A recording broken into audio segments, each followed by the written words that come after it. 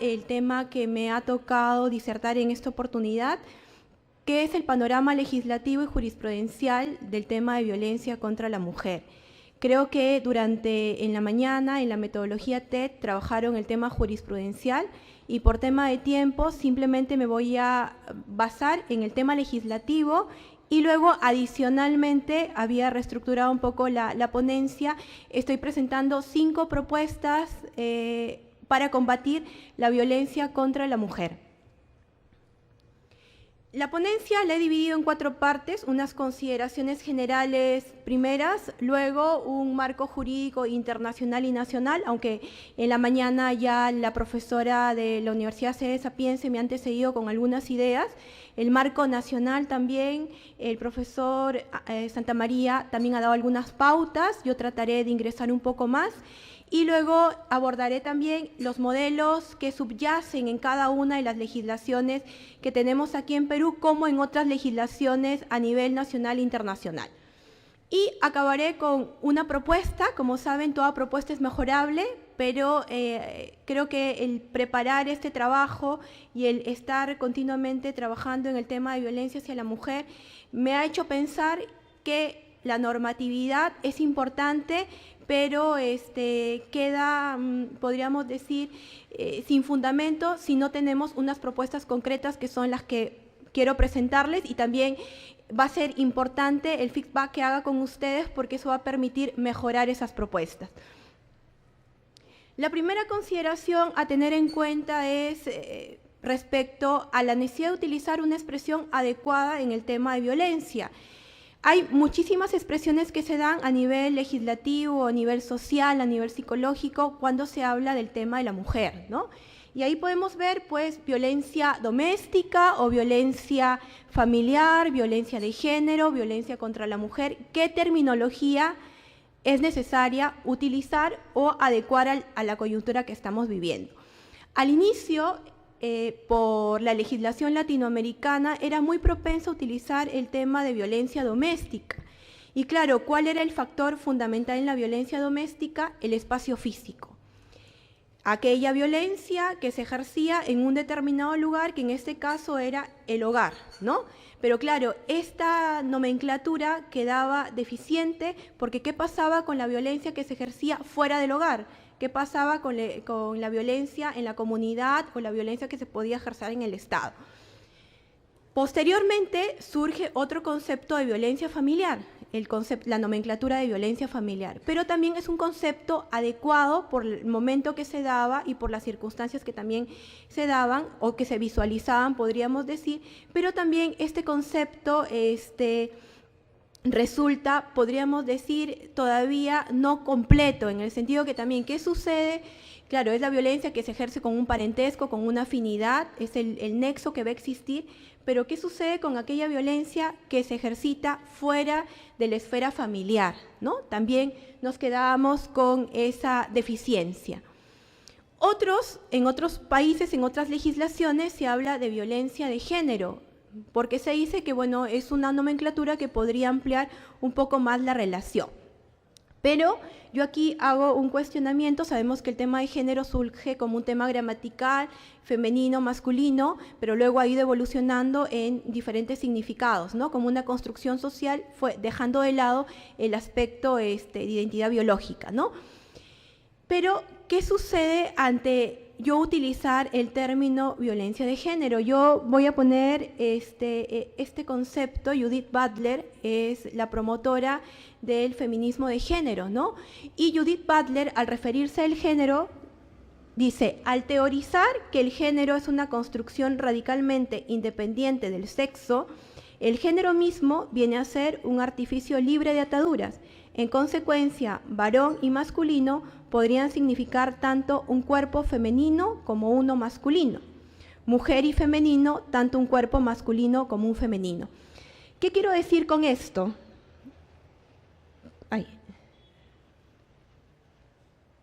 ¿Qué quiero decir con esto? Que el concepto género, si yo lo utilizo, puede ser moldeable, puede ser cambiable, y de repente ya no voy a proteger a quien en esencia quiero proteger, que es a la mujer que tiene en concreto el tema del valor biológico, el dato biológico que es ser mujer, ¿no? Entonces, yo personalmente considero que no se debería de hablar violencia de género porque a quien queremos proteger es a la mujer, no que no quisiéramos proteger a un varón que se siente mujer en un cuerpo, no quisiéramos proteger a los transexuales porque de repente ya puede haber otra legislación que los proteja, ¿ya? Quiero que quede, esa es de alguna otra forma el trabajo que estamos haciendo.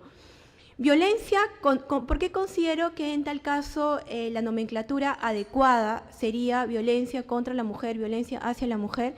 Porque el elemento, podríamos decir, o la persona en concreto que queremos proteger es a la mujer teniendo en cuenta su identidad biológica. Entonces, cuando se preparaba el tema del Congreso era interesante porque habían cuestionamientos y al final todos concluíamos que era importante hablar de una violencia hacia la mujer, ¿no? Entonces, quiero que quede ese primer punto establecido de por qué es importante hablar de violencia hacia la mujer. También hay un desarrollo que se ha dado en el tema de violencia y podríamos decir, ya lo hablaba la profesora anteriormente, con la Declaración sobre la Eliminación de la Violencia contra la Mujer en la ONU, se empieza a hablar unas pequeñas protecciones en relación a la mujer, ¿no? Pero no específicamente, sino que hablaba de la no discriminación en cuestión de sexo. La Convención de Belém-Totará, que es una convención propiamente interamericana que aplica a todos los países de Latinoamérica, pues es ya más incisiva en decir que es necesario proteger a la mujer, ¿no? Hay muchos autores que podría haber elegido para decir qué cosa es violencia hacia la mujer o contra la mujer. Yo considero, he elegido esto, pueden haber otros más. Aranda Álvarez, que considera la violencia que se inflige a las mujeres en cualquier circunstancia o condición. La única característica que va a tener es la pertenencia a dicho sexo, ¿no? Entonces, ahí queda sentado. ¿Cuáles son las notas características de la violencia hacia la mujer? Pues la universalidad. Es conocido que la violencia en este aspecto es un problema mundial, que no solamente está quejando a países de Europa, de Latinoamérica o Perú, sino es un problema mundial. Otro es la multiplicidad de sus formas en el sentido que cada vez vamos viendo nuevos supuestos de violencia. Antes violencia física, psicológica, ahora se habla de económica, patrimonial, se está hablando también de una violencia cibernética y claro, a medida que van avanzando los tiempos, el derecho también tiene que irse actualizando. Otros consideran que otra de las notas características es la convergencia y vinculación a un sistema de dominación. Yo considero que no tanto es un sistema de dominación, ¿por qué? Porque cuando hablamos de dominar ya estamos en choque, en enfrentamiento. ¿Y con quién nos estamos enfrentando? Con el sexo opuesto, con el varón, y nos ponemos como en situación ya de pelea. Yo lo que digo que la nota característica para, de alguna otra forma, luchar contra esa violencia hacia la mujer es una falta de educación en familia, que es lo que voy a tratar de desarrollar a continuación. Las diversas manifestaciones, pues ya se las comentaba un poco, cada vez va cambiando y el escenario ahora no solamente es una violencia en el entorno familiar, sino en la comunidad, en el Estado y también, pues ahora toda gente que verifique o esté presente en una violencia puede denunciarlo, ¿no? Este es el marco internacional de la violencia hacia la mujer que de alguna otra forma nos afecta a Perú. Bueno, tenemos la Declaración Universal de Derechos Humanos que es la que va a mover a nivel internacional, que ya le establece como una no discriminación por cuestión de sexo. Podríamos decir que ahí empieza una primera pincelada de protección en este estudio de violencia hacia la mujer. Luego tenemos la Convención sobre la Eliminación de todas formas de discriminación contra la mujer, el CEDAW, que es más conocido, que sí es vinculante, es un instrumento vinculante y ya habla de la discriminación por razón de sexo. A raíz de esta convención, todos los países empiezan a ver la necesidad de empezar a fortalecer su legislación, ¿no? Vamos a ver dentro de un momento qué hace Perú. Y también tenemos la Declaración sobre Eliminación de la Violencia contra la Mujer, donde ya establece qué cosa, una definición concreta en razón al tema de la mujer, ¿no? Tenemos la Convención Interamericana para prevenir, sancionar y erradicar la violencia, la Convención Belén do Pará, que también establece claramente la eliminación total del tema de violencia contra la mujer. Si me dijeran, pero en concreto, ¿cuáles serían? Pues ahí les he puesto por un tema didáctico, los que están con naranja son los instrumentos internacionales más fuertes en el tema de violencia contra la mujer. A nivel nacional, podríamos plantear que existen dos momentos en la legislación nacional. Un momento preventivo y un momento represivo de normatividad. Claro, optar por uno u otro siempre trae sus consecuencias. Sería de la opinión que ambas tienen que ir unidos, porque si yo solo preveo y no reprimo determinadas conductas, va a existir conflicto, ¿no? Entonces, voy a darles ahora una legislación antigua que de alguna otra manera ha gestado el tema de la violencia.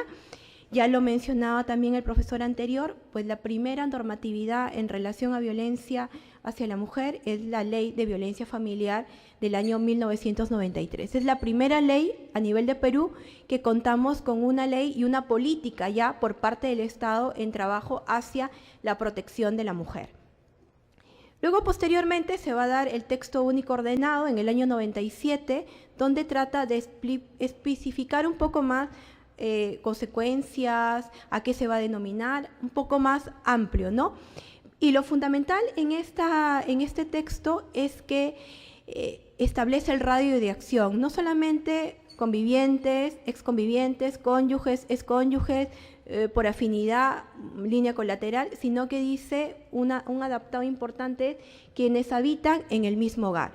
¿Qué sucede aquí? Una ley de violencia familiar va a empezar a mutar a una ley de violencia doméstica. Entonces empieza a existir ya como ingresar otros puntos que empieza a diluirse el tema, ¿no?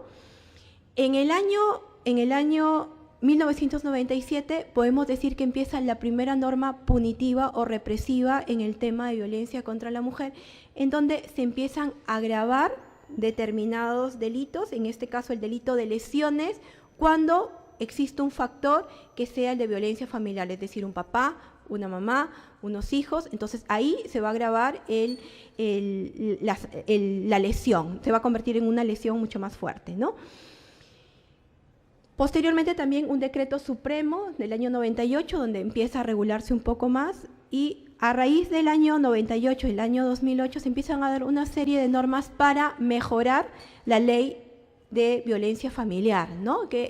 Y esa ley primera del año 93 al año 2008 ya queda un poco desfasada y con muchos cambios, con lo cual ya no se va perdiendo cada vez la esencia con la que nace. En el año 2005, la Defensoría del Pueblo emite un informe importante en donde, de acuerdo a cifras que se realizan, recomienda al Estado peruano la necesidad de tipificar un delito en relación a violencia familiar. Podríamos decir que empieza aquí la primera esfuerzo en el Perú por tratar de reprimir un poco más o tener normas más punitivas en relación a la violencia hacia la mujer. Ya posteriormente, en el año 2011, es la primera normatividad que se da con el delito de feminicidio, en sus primeras, podríamos decir, pautas o sus primeros puntos en concreto.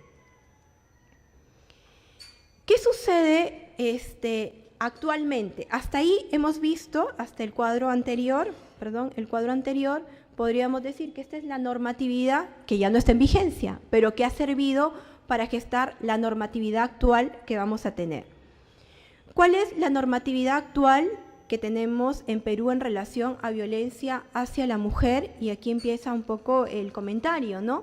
Tenemos ya la ley de violencia familiar, es modificada por la ley de violencia contra la mujer, como dice aquí, para prevenir, sancionar, erradicar la violencia contra las mujeres y los integrantes de grupos familiares. La ley tampoco, grupos familiares, ¿a qué referencia nos hace? Tampoco es muy precisa en este aspecto.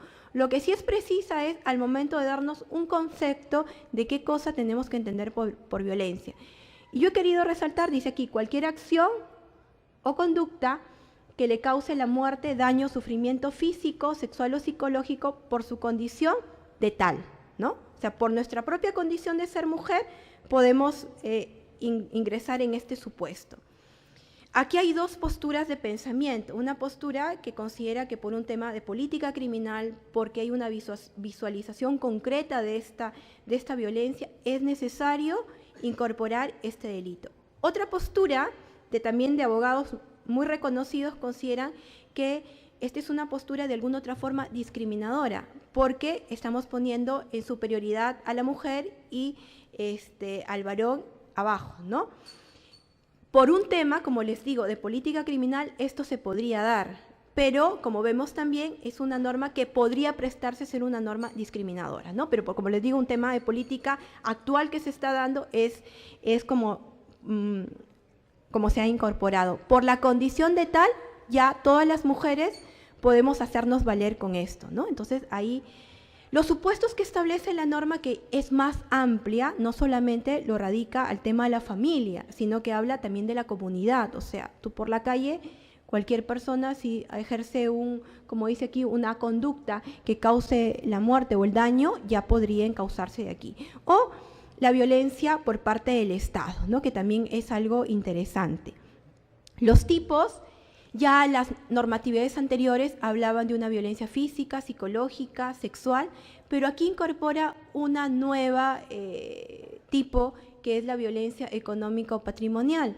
¿Basada en qué? Podríamos decir, pues basado en que la mujer ya va teniendo una mayor preponderancia en el tema del trabajo y que a veces se puede ver violentada en que no tiene la misma remuneración por el hecho de ser mujer, porque claro, se supone que si está en un hogar, el varón tiene que ganar más y como ya ganan los dos, que la mujer gane menos, ¿no? Entonces, en base a eso, se incorpora este tipo de violencia económica o patrimonial, que es lo novedoso. En el tema procesal, pues siempre en todo proceso interviene el fiscal y el juez. En este caso simplemente va a haber intervención del juez y tiene que emitir rápidamente 72 horas las medidas de protección a la víctima, ¿no? Es algo rápido que se quiere hacer porque, claro, ante un momento de violencia es necesario actuar, no se puede continuar con la violencia.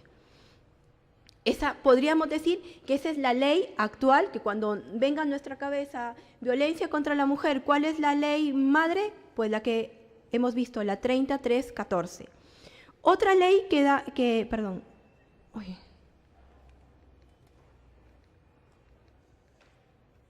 Otra ley que se da es toda norma es necesario que tenga un reglamento para los que no somos abogados, donde se especifica más, se explica más, se da mayor explicación a la norma dada. Actualmente tenemos el nuevo reglamento de esta ley de violencia contra la mujer. Primero se tuvo un reglamento que se dio en el año 2016, pero ahora en marzo del 2019 se ha vuelto a dar otro reglamento en razón de los casos bastante fuertes que se están dando en Perú. Igual, ¿y qué establece lo significativo de esta norma? Son muchísimos artículos, pero he tratado de sacar lo significativo. Por ejemplo, la diferencia entre víctimas directas y víctimas indirectas. Anteriormente, cuando un niño verificaba un momento de violencia, pues no había ninguna protección ni nada. Ahora ya la norma incorpora la protección a aquellos niños, a aquellos adolescentes, a aquellas mujeres mayores o varones que visualicen esa situación, que están acompañando, pasan por ahí, etcétera, ¿no? Es un buen aporte, ¿no? También, como les digo, continúa con el tema de la violencia económica que le explica, dice afecta en la supervivencia económica, una percepción de salarios más reducidos, etcétera. E incluye un concepto denominado revictimización, ¿no? Ya por el hecho de sufrir violencia, ya la mujer es víctima, pero al momento de sufrir violencia tiene que ir, dar su declaración de cómo han sido los hechos y pasa a la primera instancia. Pero dice, esa declaración no puede ser continuamente tomada por las personas, o sea, continuamente no se le debe de preguntar. Si ya lo dio a nivel policial, ya no sería necesario que lo dé a nivel de la fiscalía o a nivel del juzgado, simplemente el juez o el fiscal con los documentos que se tengan debería pronunciarse. ¿Para qué? Para que no se revictimice, no se vuelva a recordar todos los hechos que han sucedido, ¿no? También es un tema interesante porque hasta el momento se da la revictimización, ¿no? En la universidad están trabajando ahora una tesis para modificar esto y hacer que no se dé, ¿no? También otro punto importante es la improcedencia de la negociación y la conciliación. De repente aquí hay personas que han trabajado en fiscalía o trabajan en fiscalía. Lamentablemente muchas mujeres denuncian, llega la fiscalía, llega el momento de la conciliación y la mujer al final dice perdono, ¿no? Y claro, ya ahí se acaba, pero la verdad es que luego nuevamente vuelve a existir la violencia. No quiere decir que esté en contra de que pueda haber perdón, pero comentando en el almuerzo decían, bueno, que de 10 a veces solamente uno se puede rescatar de esa conciliación o de esa negociación para que logren continuar con, podríamos decir, con el vínculo de unidad entre el varón y la mujer, ¿no? Entonces, aquí se elimina, no es procedente la negociación y la conciliación, sigue su trámite y tiene que ser sancionado. Aplicación de la responsabilidad a los funcionarios y servidores públicos. Todo aquel servidor público que sepa que alguien está siendo violentado tiene la obligación de decirlo. Igual también la norma manifiesta, cualquier educador, cualquier persona tiene la obligación de denunciar el caso de violencia de terceras personas. También hay una ley específica para prevenir el acoso sexual en espacios públicos. También en Perú tenemos una ley proteccionista ante el tema del acoso sexual y también es actual, es del 2015 y tenemos un delito también en relación al tema del acoso.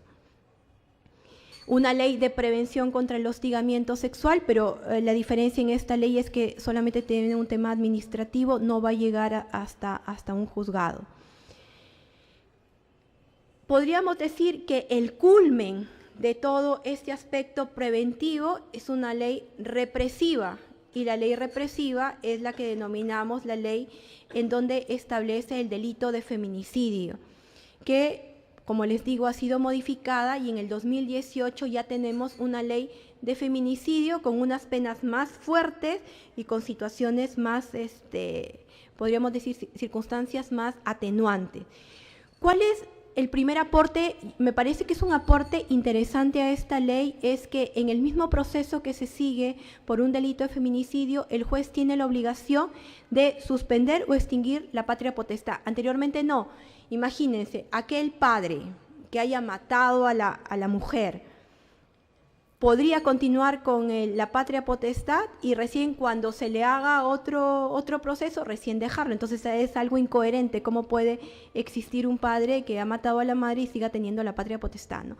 En este caso, mediante esto se establece de que no, se tendrá que, en el mismo proceso penal se tiene que definir el tema de la patria potestad, ¿no? Variación de los días de asistencia o descanso en los delitos de lesiones. Antes, en los delitos de lesiones se daban 30 días de descanso. Ahora se ha reducido a 20 días. ¿Por qué? Porque si ya hay 30 días, ya podríamos considerarlo como una tentativa de feminicidio, ¿no? Entonces, como digo, están pasando en tema más fuerte con el tema de las leyes. También es importante que se agrave el caso cuando existe un niño o un adolescente, porque claro, se han visto mujeres que son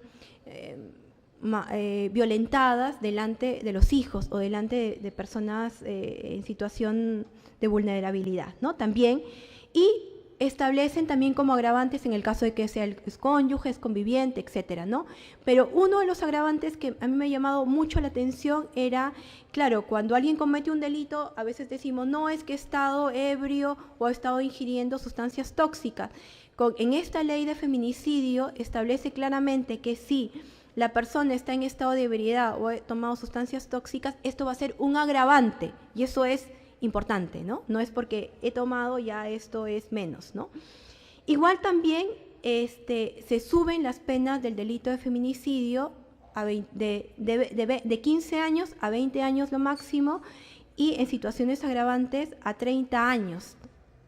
Y se mantiene, podemos decir que es uno de los pocos delitos que tiene cadena perpetua. en el caso de que existan 2 o más agravantes. Vemos que la postura del legislador actual peruano es una postura represiva, que yo puedo decir es interesante, pero a continuación vamos a tratar de ver cuáles son también las consecuencias que trae todo esto, ¿no? Toda esta normatividad, para los que no son juristas, se asienta en una corriente de pensamiento, que es la que considero importante que aunque sea se lleven de esta ponencia con tantas leyes, que los que no son de derecho dirán, ay Dios mío, tantas leyes, a veces nos pueden marear, ¿no? Toda ley tiene una corriente de pensamiento. Los que de alguna otra manera nos dedicamos a la filosofía del derecho sabemos que la norma es lo exterior que ha llegado, pero abajo hay una ideología, un pensamiento, ¿no? Estas normas, pues, las normas que hemos ido viendo y la mayoría de normas que están en nuestra legislación y a nivel internacional se van a cimentar en 2 modelos, el modelo de la subordinación y el modelo igualitarista, ¿no? El modelo de la subordinación, que me gustaba poner esa imagen de un hombre por encima de una mujer, en donde tratan de visualizar continuamente la desigualdad que existe entre el varón y la mujer. Es verdad, hay una desigualdad, pero vamos a tratar de interpretar adecuadamente a qué nos referimos con desigualdad, ¿no? Entonces, ¿qué hacen? Que existan normas de choque, continuamente de choque. Vamos a cambiar esto porque esto y entre comillas, un mayor empoderamiento de la mujer para que sea choque y al varón derrotarlo.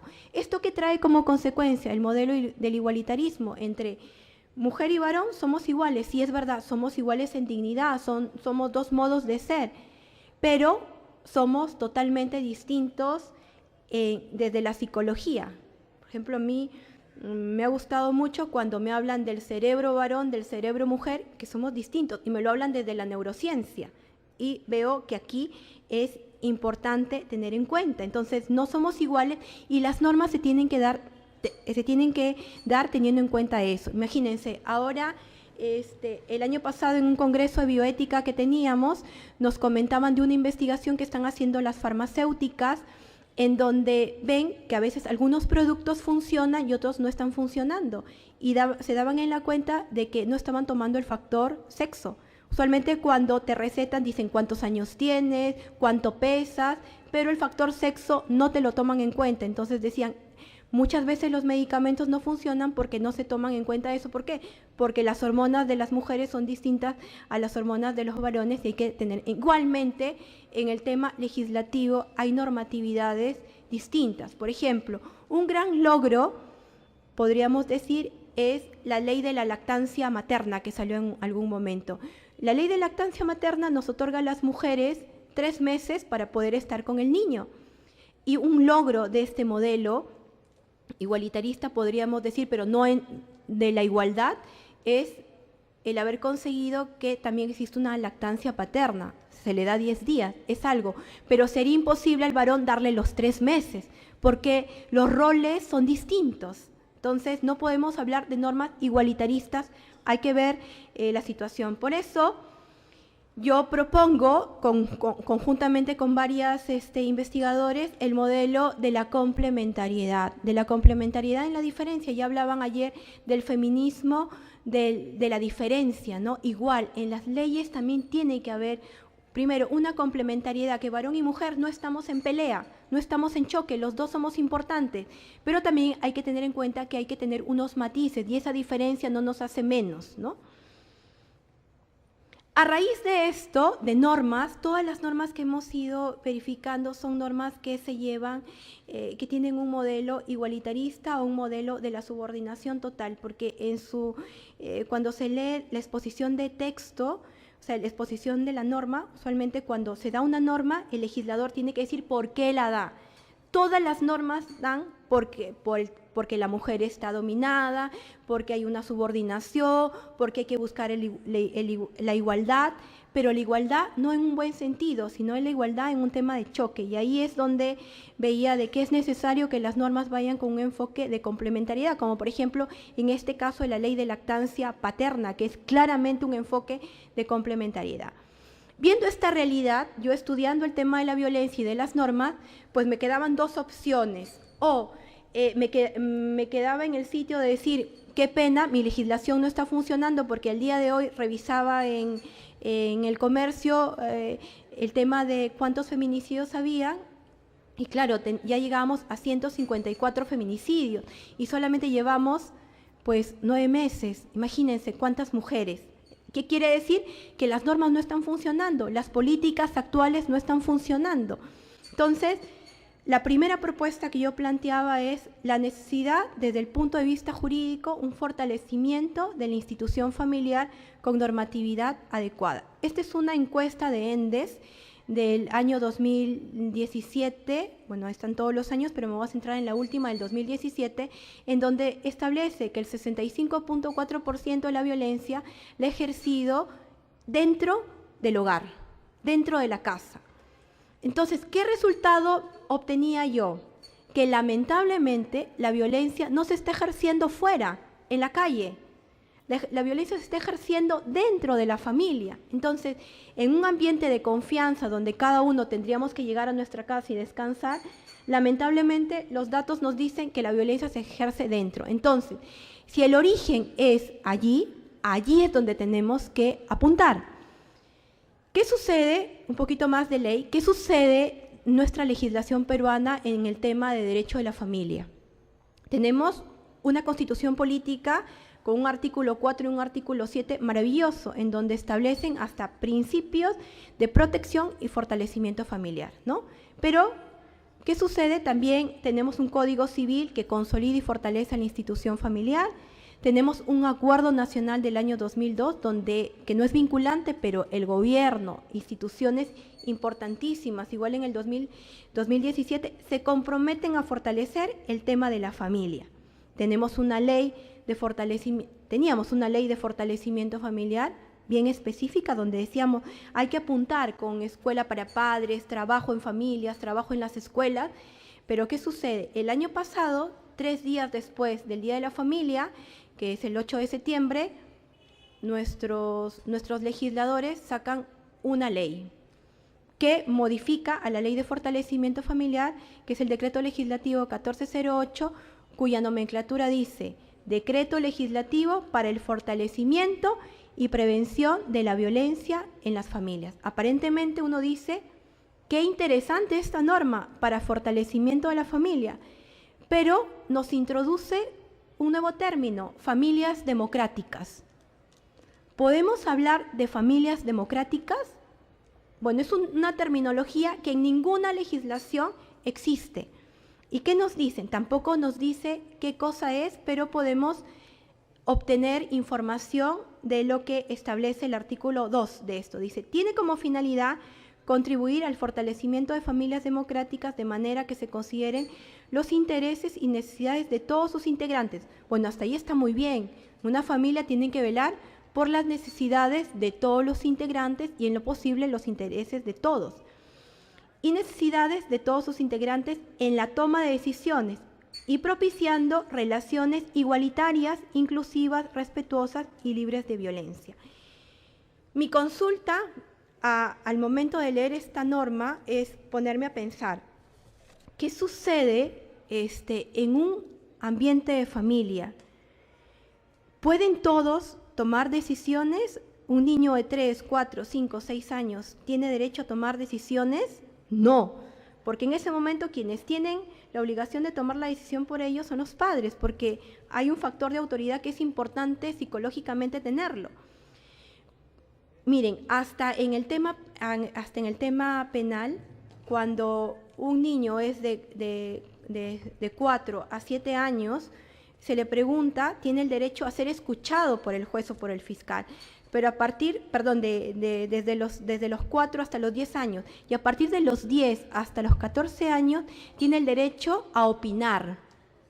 Pero no puede ser que sea una relación igualitaria. Yo creo que aquí se diluye el concepto de lo que efectivamente tiene que ser familia. Bueno, también nos mencionaba muy bien el profesor Santamaría todos los planes que existen y lamentablemente no tenemos un plan que fortalezca a la familia, sino es un plan que está fortaleciendo otras instituciones. ¿Qué es lo que propongo yo? Un enfoque de familia, que las políticas públicas tienen que tener un enfoque de familia en relación a ¿qué? Primero, en que la familia tiene un fundamento subsidiario, es decir, el Estado no puede ingresar a regular cosas propias de la familia como es el tema de la educación. O sea, la familia tiene también su posibilidad de opinar en el tema de la educación y no imponérselos, ¿no? Bueno, aquí hay varios puntos que se podrían ver, ¿no? Promover estabilidad familiar, ver que en la familia es el mayor desarrollo de las personas. Otro punto que considero que ya se los decía es normas que tengan como base la complementariedad y la reciprocidad. Si no hay normas con base complementariedad y reciprocidad, vamos a continuar con el mismo círculo de un igualitarismo o de una pura dominación y de un puro choque y el problema no se soluciona. Otro punto que también considero importante es tener en cuenta unas políticas de salud mental. Ya lo decían en la mañana, es importante la ayuda psicológica. Una herida que no es bien cerrada por un profesional, pues va a continuar la problemática, ¿no? Nos decían, es transgeneracional, nos decían en la mañana. Y claro, si yo no apoyo a esta política de salud mental en que cada colegio, las universidades, etcétera, tengan un fundamento claro de un staff de psicólogos, pero bien formados integralmente, pues no podré combatir. Y la última, que para mí creo que es fundamental y por eso de alguna otra forma soy abogada, pero me dedico a la docencia porque creo que ahí está el cambio que podemos hacer en esta violencia en concreto, es primero que a nivel de la infancia promover relaciones de respeto e igualdad entre varón y mujer, que desde pequeño al niño se le enseña a respetar, ¿no? Desde pequeño, y eso es un trabajo que se hace en familia. Segundo, la necesidad de una educación de la afectividad y la sexualidad humana a nivel de educación básica regular, basada en una educación integral y una educación en virtudes, ¿no? Dame 5 minutitos más porque me gustaba no, por cuestión de tiempo, ayer lo comentó la profesora Redondo, que pusieron el ejemplo de unos niños que les ponían el chocolate, ¿no? Les dijeron, miren, era como un concurso, ¿no? Ustedes, si no se comen la torta de chocolate, van a recibir algo mejor. Ponen una cámara oculta y se veían como los niños, pues unos con mucha ansiedad, ya superaban la prueba. Otros no, otros terminaban comiéndoselas, ¿no? Al final, pues reciben su otra porción, ya no solamente era el chocolate, sino el helado, etcétera, ¿no? Y al final el estudio sacó que aquel niño que ayudamos o que una educación que le ayuda a vencerse, a esperar, le va a permitir hacer un niño más resiliente, más capaz de alguna otra forma de ser más moderado en determinadas acciones. Y lo último, considero que a nivel universitario, y esto, bueno, en la Universidad, en la Católica Santo Toribio Mogrovejo, en LUSAT, tenemos el curso transversal de bioética en todas las facultades, ¿no? Y la verdad que ha resultado muy interesante y es la propuesta que también consideramos que la asignatura de familia y bioética a nivel universitario, teniendo como base el valor de la espera es fundamental. ¿Por qué? Porque el universitario ya está en otro nivel y hay que darles también formación en otro nivel. No solamente una educación afectivo-sexual dándole sexo seguro, o repartiendo condones o métodos anticonceptivos, etcétera, sino darles otra visión de forma integral. Ahora me gustaría acabar en el valor de la espera, un video corto porque la mayoría son universitarios, que es lo que tendríamos que de alguna otra manera trabajar como universitarios en este mundo que considero las leyes son buenas, pero es importante trabajar también en el tema educativo. Quiero hacer el amor contigo. Llevarte a ese lugar que tanto te gusta. Apagar el teléfono y estar solos tú y yo. Susurrarte al oído y besarte toda la noche. No imaginas cuánto me gustas. Me gusta tu sonrisa. Tu forma de vestir. Me quedo sin palabras cada vez que te veo. Me gusta cómo tratas a la gente. Me haces reír. Eres simpático. Eres inteligente. Me gusta cómo piensas. Me vuelves loco. Sabes lo que quieres en la vida. Quiero hacer el amor contigo. Pero antes, quiero que tengamos una canción favorita. Hablar juntos miles de kilómetros. Ir al cine contigo. Y conseguir que bailes conmigo. Quiero hacer el amor contigo. Pero antes quiero conocerte mejor. Saber qué es lo que te apasiona. Conocer tus preocupaciones. Y saber con qué sueñas. Quiero hacer el amor contigo. Pero antes, Necesito que me prometas que seré la única. Que nunca te cansarás de mí y que siempre estarás a mi lado. Quiero hacer el amor contigo. Pero antes quiero que me muestres 1000 veces que me quieres. Sentirme segura en tus brazos y ver a nuestros futuros hijos en tus ojos. Necesito saber que me cuidarás cuando esté enferma. Y que lucharás cada día por hacerme feliz. Quiero hacer el amor contigo. Quiero mi vida con la tuya. Quiero tu vida con la mía. Quiero hacer el amor contigo. Solo contigo. Quiero que todos lo sepan.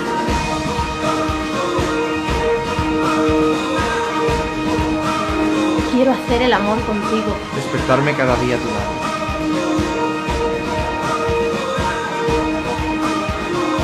Solo contigo. Siempre contigo.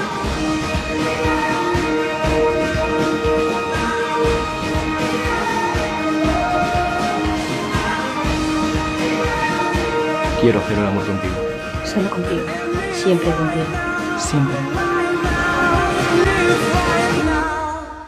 Bueno, concluyo con esto, que es importante, debajo del tema de violencia hacia la mujer hay una falta de amor. Entonces, es importante trabajar en una, como decían también los ponentes de hoy, el día de ayer también, en una educación al amor, que es importante. Y unas páginas que, bueno, los que deseen, Soy Amante, es una página muy interesante para jóvenes universitarios que pueden visualizarla.